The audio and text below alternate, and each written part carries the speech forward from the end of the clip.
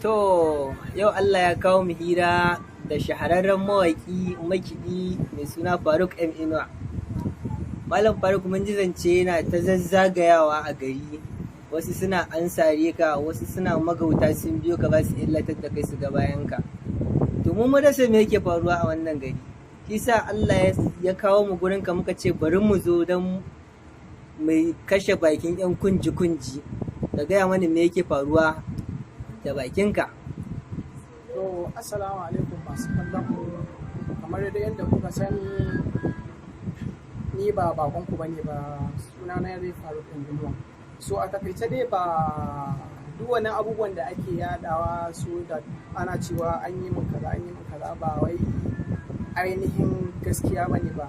Kun san ita a rayuwa kowace harka kake yi ko me kake yi, sannan kowanne irin aiki ne ko ma menene dole za ka fuskanci wani kalubale matukar aikin naka za ka yi kamar a ciwo ko kuma akwai za ka cimma nasara, dole sai ka fuskanci wani kalubale. Gaskiya amma ba gaskiya bane ba kan cewa ko an yi min kaza an yi min kaza, kawai dai an dai dan samu dan wasu matsaloli ne wanda ba a rasa ba a cikin tsakaninmu ko mawaƙanmu dai haka dai, tunda sakamakon ma wanda ma za a iya cewa yayi abin din ba wai waƙar Hausa yake, so da yayi hakan ne in ma yayi dan wani abu ne ko dan ya je ya faɗa yayi faɗa da Faruku baya faɗa. gaskiya Sannan kuma Faruku shi da kowa ne mai san zaman lafiya, so da amma ba wani gazbatan an sare ne ko an yi wane da wane, kawai da ya kaddara in ta zo mutum dai ba zai samu makawa ba. Kuma ko da yaushe muna kaiwa Allah kukanmu akan cewa duk wanda yake da wani mugun nufi a kanmu, Allah ya mai da abinsa, amma ba wai Faruku ne yake neman rigima ko wani abu ba, kawai dai Allah ya riga ya kawo abu ga dai iyaka abin da Allah ya taƙaita ya kaddara, dama kuma Allah ya riga ya rubuta kuma ya faru. Yanzu to mun ga hannun da bandeji kuma mun ji dama ana an cire maka hannun da ake yin kiɗan da shi. To shine ba mu gane ba, yanzu guntilewa yayi ne ko kuma dai yanka ne a gurin. Shi kiɗa ai wannan a jini na yake ko ba haka ba. Kowa ma ya san da haka. Shi kiɗa ko da da baki na zan iya yin kiɗa in ana yin kiɗa da baki. Ya kamata mu saurare ga hannun nan da ya yake.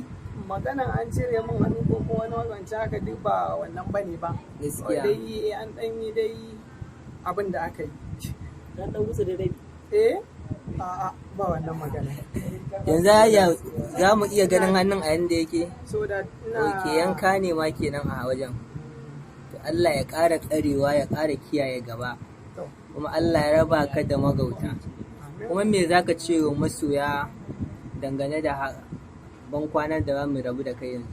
So ina godiya ga daukacin dukkanin masoya na duk duniya ma, na faɗin duniya, dan ban ce na iya Najeriya ba. Gaskiya. Saboda ban san iyaka adadin masoya na ba, kuma ina alfahari da su saboda su ne karfin gwiwa ta, kuma dan su nake yin wannan harkar kuma nake jin daɗi, saboda masoya su ne takama duk wani mai ɗaukaka ko kuma mai wani matsayi ko mai makami. In babu mutane ko masoya ko mabiya ko magoya baya, duka ba za ka samu ka gudanar da abinka.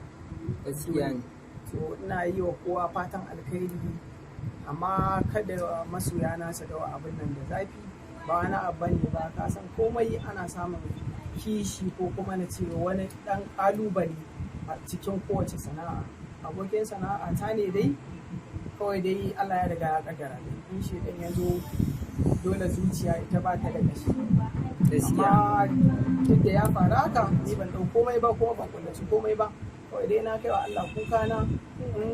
Mutum ya cutar da ni ko kuma na wakacin haka, ko mutum yana da niyyar cutar da ni, to Allah ba zai ba shi dama ba, albarkacin soyayyar biyayyen halitta sallallahu alaihi wasallam. To, Na gode. to Allah ya kai ka gida lafiya, Allah ya tsare gaba, Allah in ma miyagu ne, in ma dai menene, in turo su aka yi, Allah ya tura musu aniyarsu a can. Sai an jima, Oga Faruk.